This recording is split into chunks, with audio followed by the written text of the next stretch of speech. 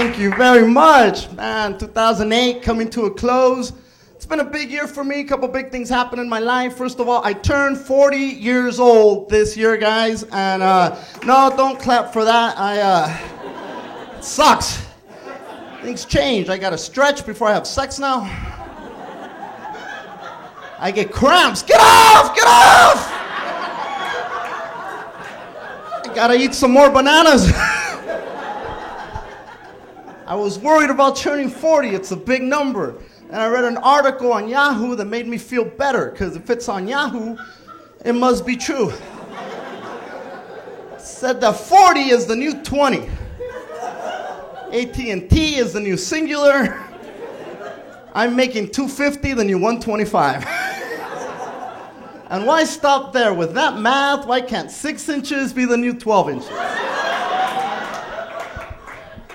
That's just a joke. So a couple big things happened. The other thing that happened, I got married 2 months ago. And no, don't clap for that either. Marriage changes when you get older. You know, this is my second time around. First time I got married was about 18 years ago. It was a very traditional Latino Catholic wedding. It was extremely traditional. My girlfriend was pregnant. My son was the best man. It's traditional. Different this time, because love changes when you get older. When you're young and in love, it is that love that hurts. It's that, don't leave, I'll kill myself kind of love. You get older, you're still in love, but it's more like, leave before I kill you.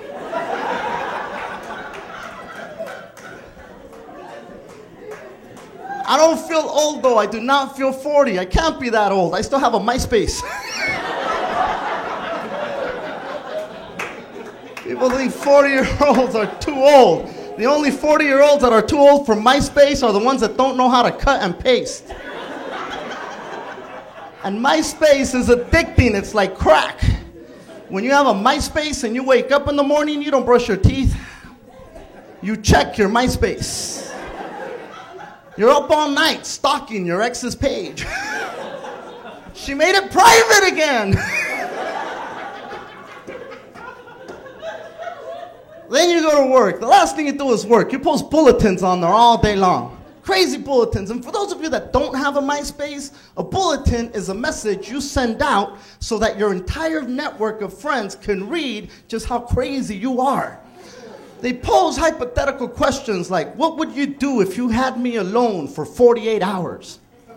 I reply to those bulletins. 48 hours is a long time. Give me 1 hour. That includes foreplay and walking you to the car.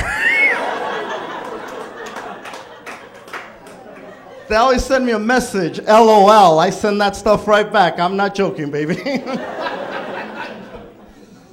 LOL, man. Those have got to be the most powerful words in the English language today. That whole laughing out loud. That and JK. I'm going to ask you this. When did JK LOL become a license to say whatever the hell you want in a text message? Things that would get you slapped in a face-to-face conversation, in a text, as long as you follow it up with LOL, it's okay. I want to bite your butt, LOL.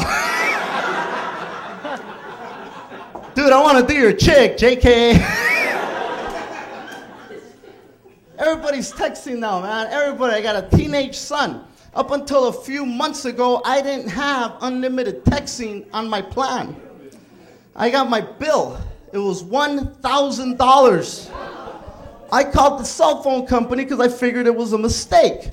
I asked the lady, listen, are you sure this is right? She came back and she said, sir, it looks like one of the lines went over on the texting.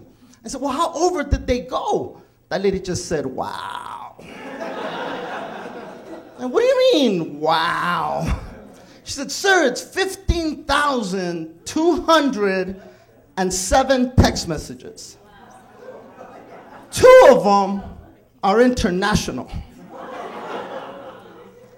I was like, which are you me?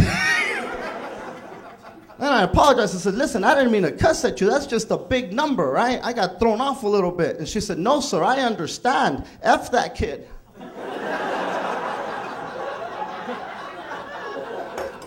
I sent my kid a text, I'm gonna kick your ass. So I started thinking, what is this kid up to, right? So like a good dad, I went on his MySpace and started stalking him. First thing I noticed was a bunch of comments on his page from one little girl over and over again. Said things like, I miss you, hugs and kisses. Then there was one that said, I love you. I'm like, who loves him? He's 17. Who is this hoochie, right? So I started stalking her MySpace. So her screen name was Skank Ho. I'm like, whoa, I think I dated her mom.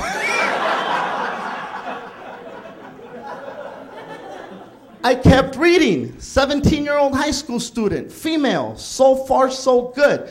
I get to the part about children. The chick is 17. Under children, it said proud parent. Yeah, oh shoot, that was my first reaction. Then I calmed down, I thought about it. I said, all right, she's Mexican, it happens. She probably had a quinceañera / baby shower. I understand. I don't know, my generation just doesn't feel old, man. I grew up in the 80s, you know? I grew up with Twisted Sister and all the heavy metal, you know? Sex, drugs, heavy metal, the good cocaine. Those are my oldies. How could you be old when your oldie is, we're not gonna take it, right? We're 16 years old singing, we're not gonna take it. How angry could you be at 16? We're not gonna take it, stupid teacher.